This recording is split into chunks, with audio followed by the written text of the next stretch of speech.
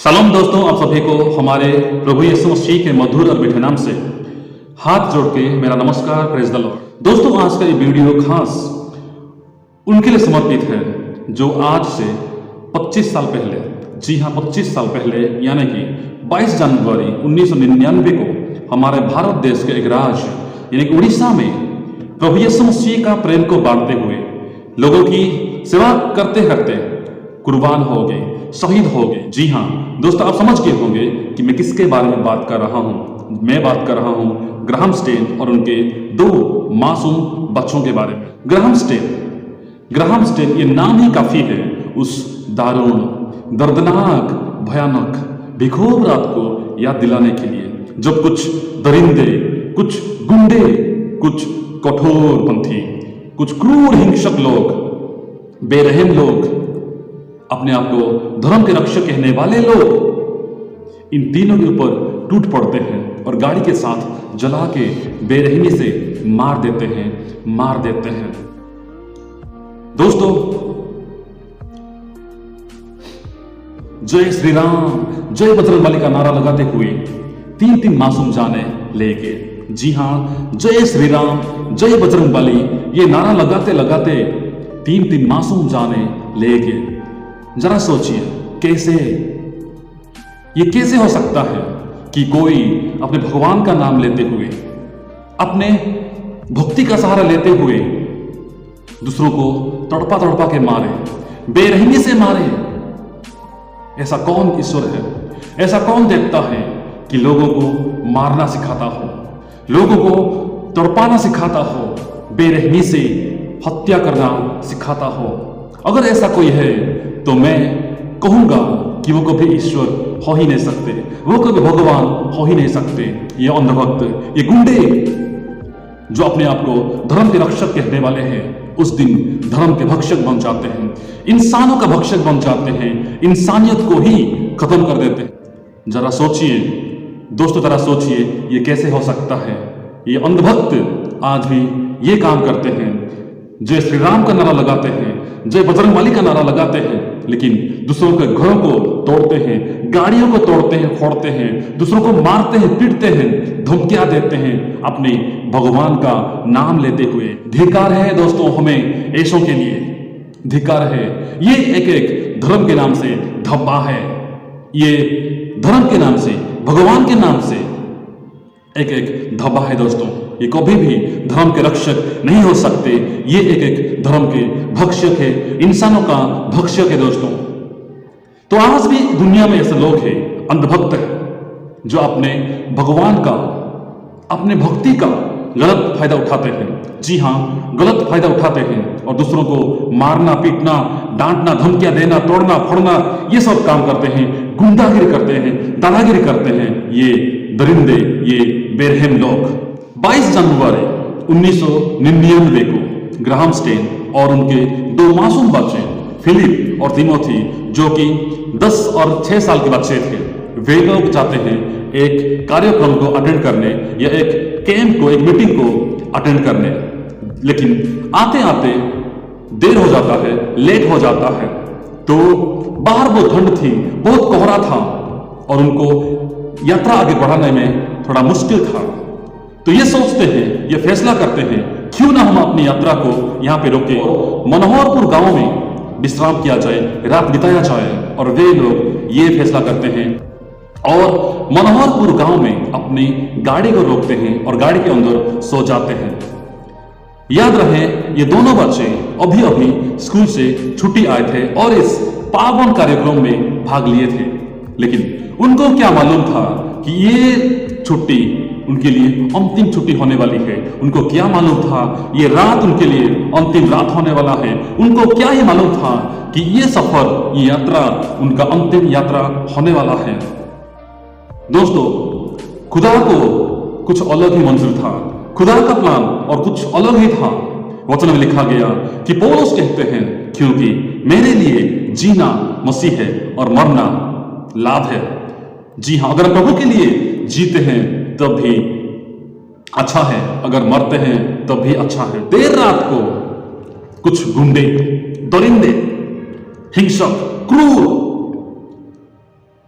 बेरहम लोग अपने हाथों में तलवार लेके उस गाड़ी के चारों तरफ आ जाते हैं, उस गाड़ी को घेर लेते हैं और गाड़ी को मारते हैं, तोड़ते हैं, फोड़ते हैं और कहते हैं जय श्री राम, जय बजरंगबली। ये नारा लगाते लगाते इन दरिंदों ने, इन बेरहम लोगों ने उस गाड़ी को जला दिया। बाहर जाए तब भी मौत है, अंदर भी मौत है, लेकिन फिर भी ये तीनों मासूम लोग बाहर जाने की कोशिश करते हैं, लेकिन उस दिन उनको तड़पा तड़पा के बेरहमी से मारा गया, उनकी हत्या की गई और ये तीनों उस दिन प्रभु यीशु मसीह के लिए शहीद हो गए। दोस्तों, ग्राहम स्टैन की सेवा के बारे में अगर मैं बताऊं तो ग्राहम स्टैन जी उस समय कोढ़ियों के बीच में काम करते थे, कोढ़ियों की सेवा करते थे और लोगों को मुफ्त में इलाज करते थे, गरीबों की सेवा करते थे।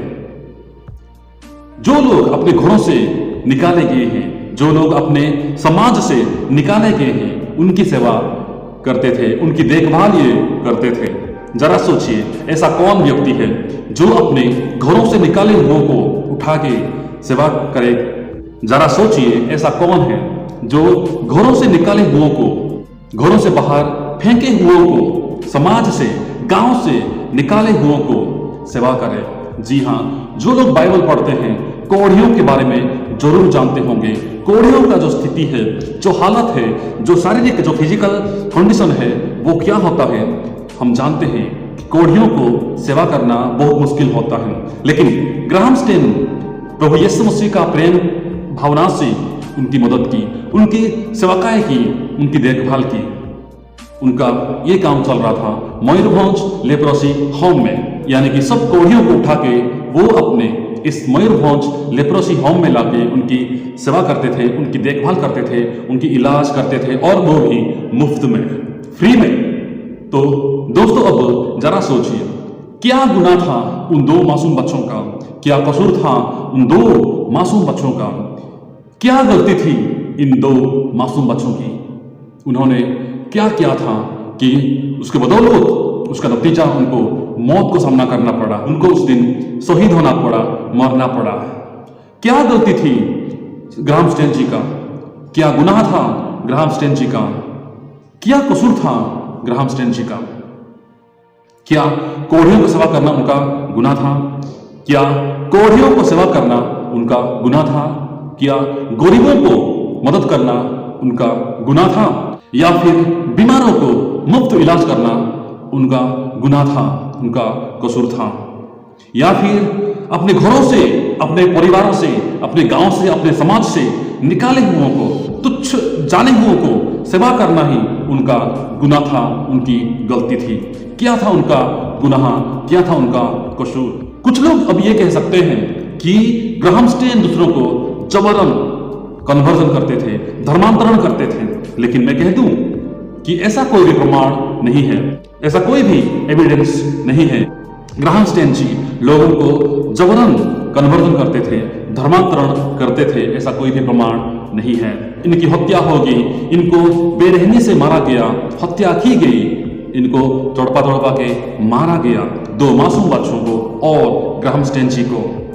उसके बाद जब ग्लैडिस स्टैन यानी कि ग्राहम स्टैन की पत्नी को पूछा गया कि आप क्या सजा देना चाहते हैं, क्या दंड देना चाहते हैं अपने परिवारों के हथियारों को, उन्होंने कहा कि मैं दंड देने वाला होता कौन हूं, मैं सजा देने वाला होता कौन हूं? मेरा परमेश्वर मुझे माफ करना सिखाता है, क्षमा करना सिखाता है, इसलिए मैं अपने तरफ से माफ करती हूं, मैं क्षमा करती हूं, और जो न्याय के अनुसार जो दंड देना है वो आप देखिए। दोस्तों, ऐसा कौन है ये इतने हिम्मत वाले शब्द कह सकते हैं, ये दया कर सकते हैं? प्रभु यीशु मसीह हमें सिखाते हैं अपने दुश्मनों को प्रेम करना, अपने सताने वालों के लिए प्रार्थना करना। कहते हैं उनको कभी भी श्राप ना दो, उनके लिए प्रार्थना करो। प्रभु यीशु मसीह हमें सिखाते हैं माफ करना, जैसे ग्लैडिस स्टैन कहती है मैं उनको मेरी तरफ से माफ करती हूं।